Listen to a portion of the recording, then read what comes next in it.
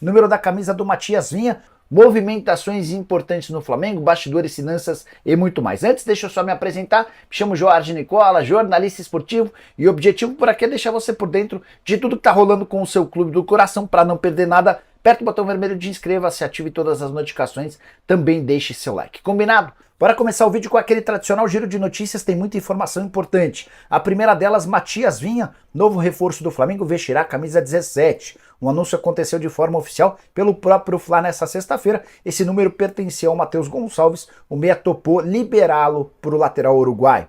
Bora falar agora sobre o SBT, que quer ser o rival da Globo em relação aos direitos de transmissão do Campeonato Brasileiro a partir de 2025.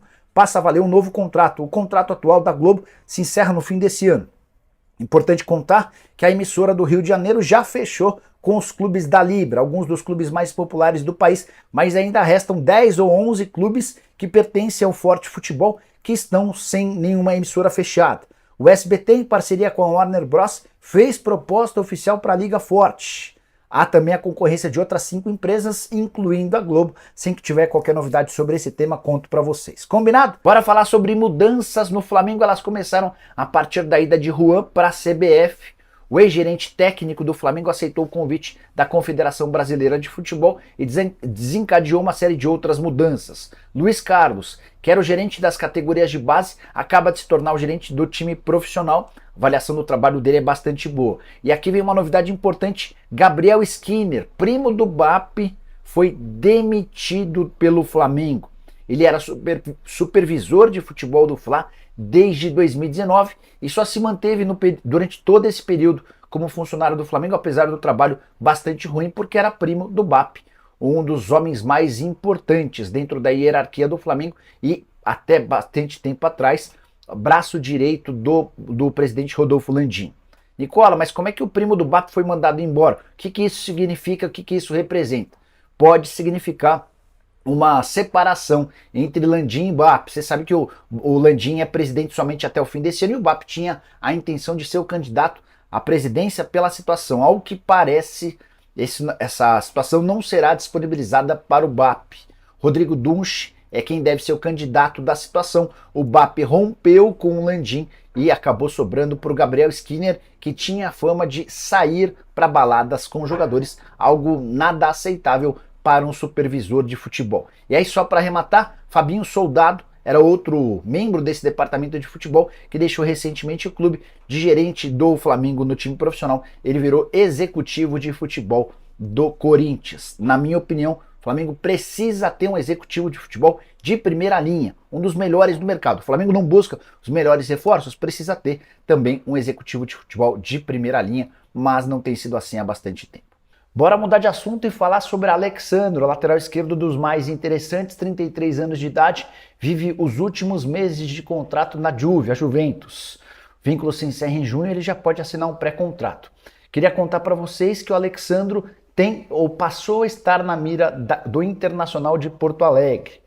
O Alexandro foi especulado recentemente no Flamengo, imagino que essa negociação dificilmente vai acontecer, até porque o Fla já contratou o Matias Vinha e tem o Ayrton Lucas como seu titular. No Palmeiras, Piquerez e Vanderlan também imaginam chance pequena de o negócio avançar. O São Paulo precisa de um lateral esquerdo, conta só com o Wellington, mas a negociação, imagino, seria um pouquinho mais complicada por causa das cifras. Alexandro, que ganha na Juventus 2 milhões de reais mensais, certamente precisará baixar essa pedida para que possa se mudar para um clube brasileiro, mas cara, super interessante. Dá uma olhada no perfil dele. 9 temporadas de Juventus, mais 4 anos de Porto. Antes havia jogado no Atlético Paranaense e no Santos. Queria saber se cabe no seu time do coração. Use espaço para comentário e avalie, beleza? Bora falar sobre Copa do Brasil, que aumentou os prêmios pagos para participação dos times nessa temporada. Copa do Brasil, que já era o torneio que mais rendia entre as competições nacionais, melhorou ainda mais sua condição, 5% de aumento em relação ao ano passado, valor maior até do que o crescimento do IPCA, que ficou em 4,62%. Dessa maneira, um time de Série A que tiver participado de todas as fases e acabar se sagrando campeão pode embolsar até 96 milhões de reais. Importante contar que a primeira fase tem 1.470.000 para os participantes, a segunda 1.780.000, a terceira com 2.200.000 reais. A partir das oitavas de final, que conta com a participação dos clubes da Libertadores, 3 milhões e 400 mil, nas quartas de final 4 milhões e meio de reais, na semifinal 9 milhões 450 mil.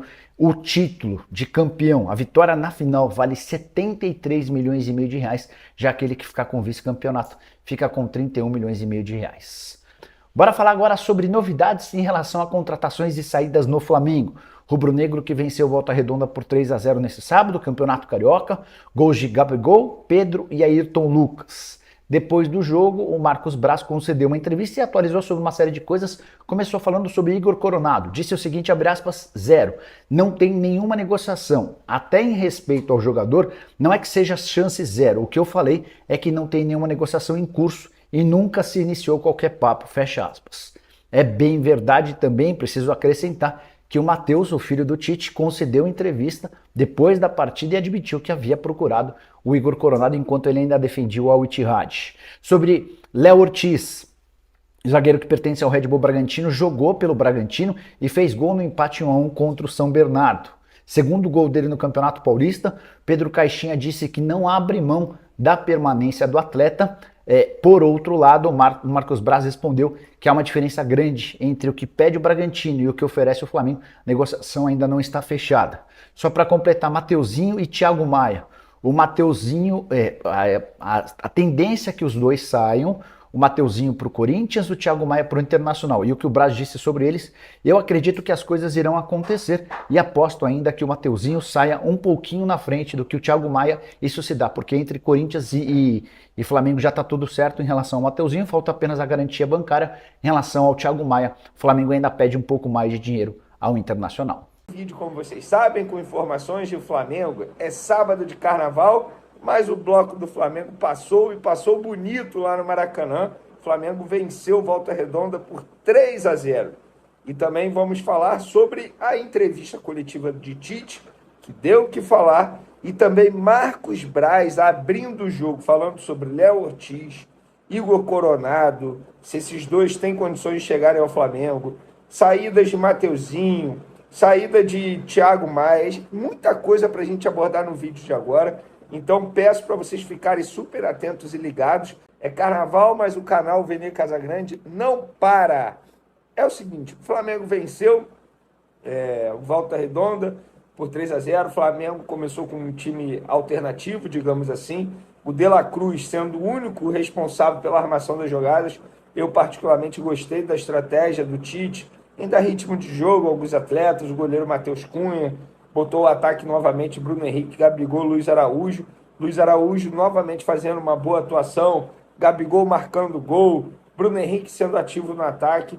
Eu acho que a estratégia do Tite foi correta em dar ritmo. No segundo tempo ele botou a cavalaria em peso, e aí o Arrascaeta, nossa, é muito gênio. Eu sou muito fã do futebol do Arrascaeta, mas dito isso, sobre o resultado assim, o Flamengo fez o dever de casa, tinha que vencer sim o Volta Redonda, venceu, beleza, mas o pós-jogo foi o que me chamou muita atenção também. A entrevista coletiva do Tite foi muito boa. Antes de começar, ele mesmo pediu a palavra e falou: eu preciso fazer um pedido de desculpas. Eu prejudiquei o Vitor Hugo. Coloquei ele numa função que não é dele. Por vezes queremos oportunizar os atletas, mas erramos. Ele é 10, 7 ou 11. Não é segundo jogador de meio de campo. O Vitor Hugo ele fez essa função na partida contra o Volta Redonda. O meio de campo que começou o duelo foi Alan, Vitor Hugo e De La Cruz. E no entendimento do Tite, esse posicionamento não é o ideal para o Vitor Hugo. Embora ele já tenha feito algumas vezes, até com o Dorival Júnior, enfim. Mas, no entendimento do Tite, ele não teve uma boa escolha em relação a Vitor Hugo, pediu desculpa publicamente. Cara, eu sou muito fã do Tite no lado humano da coisa, assim. Eu acho que o Tite vai muito bem nessa gestão de grupo. E mais uma vez ele deu uma bola dentro. Eu tenho certeza que o Vitor Hugo gostou bastante de ter escutado isso. Mas a grande parte da entrevista do Tite foi quando ele falou do gramado. Ele esculhambou o gramado, largou o aço. Se antes eu critiquei o Tite por não ter criticado o gramado, quando ele teve a oportunidade, quando questionaram para ele, ele foi falar da bola do futebol carioca. Tudo respeito, Tite, na boa. Você dizer na ocasião que a bola prejudicou mais que o gramado, na minha opinião, isso que você fez foi um erro. Só que hoje você corrigiu esse erro ao largar o aço, criticando o gramado do Maracanã. E ele até mencionou o lance do segundo gol do Flamengo, que foi de pênalti do Pedro, porque o Arrascaeta ele só sofreu o pênalti porque o jogador adversário, ao dominar a bola, ele errou o domínio da bola por conta do gramado. Essa é a verdade. A bola escapuliu do pé dele, quando ele foi tentar recuperar, derrubou o Arrascaeta foi mais rápido. Mas, de fato, se você analisar o lance, foi culpa do gramado. Gente, tá faltando, já passou dos limites. Já virou falta de respeito. Não é porque é Flamengo, não. Mas olha a quantidade de investimento que o Flamengo faz. Olha o risco que esses jogadores correm. Mesmo assim, tem os jogadores do Volta Redonda também. Os jogadores não merecem, ninguém merece se arriscar a jogar naquele gramado que é o Maracanã atualmente. É um pasto. É uma coisa tenebrosa. É ridículo, é vergonhoso. O que falta para Flamengo e Fluminense, que administram o Maracanã, conseguirem deixar o gramado em bom estado? Entra ano, sai ano, é sempre a mesma história. Não dá. É ridículo. Nem os jogadores se sentem mais confortáveis jogar naquele gramado. Então, parabéns ao Tite por ter criticado, por ter largado o aço mesmo no gramado do Maracanã. Felipe, maestro, que jogou com a camisa do Flamengo hoje, técnico Volta Redonda, também criticou o gramado do Maracanã, inclusive mencionando que o Raulino de Oliveira hoje tem um gramado melhor que o do Maracanã, o que é uma vergonha, com todo respeito ao Raulino de Oliveira, mas estamos falando do Maracanã. O maior templo do futebol brasileiro é o Maracanã. Na entrevista coletiva também, dando continuidade, Bruno Spindel disse que levou um susto quando viu a notícia sobre a possível saída de Juan, hoje gerente técnico, para a seleção brasileira. Ele também mencionou que o ex-jogador continua trabalhando normalmente. Mas por quê? Ele recebeu o convite e o Flamengo está tentando ficar com ele. A pergunta é, sério que o Flamengo precisa tentar ficar com o Juan? Eu queria fazer um questionamento aqui. Qual a diferença que o Juan faz no dia a dia do Flamengo? Com todo respeito ao Juan, é ídolo no Flamengo. Mas sério, gerente técnico, se perder o Juan para a seleção brasileira, o que vai mudar no dia a dia do Flamengo? Nada. Juan lá e não tendo Juan lá é a mesma coisa. Então eu não vejo por que o Flamengo fazer um esforço para ficar com o Juan. Com todo respeito ao profissional Juan, mas o cargo de gerente técnico foi criado há pouco tempo, nem existia esse cargo.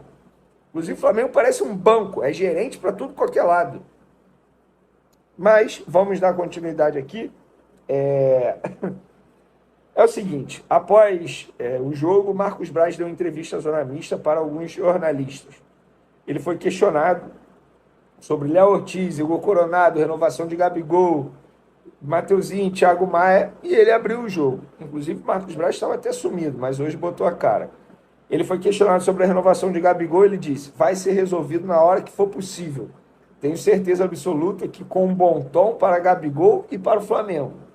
E aí, a jornalista, se eu não me engano, é Isabelle Costa. Eu posso errar na voz, mas eu acho que a voz era dela. A jornalista vai lá e pergunta, mas o Flamengo tem um interesse em renovar? O Marcos Braz vai e responde, a situação será resolvida na hora possível, com um bom tom para o jogador e com um bom tom para o Flamengo. Então, assim, na minha opinião, fica um mistério. Ainda não é certo o Flamengo renovar com o Gabigol pelo visto.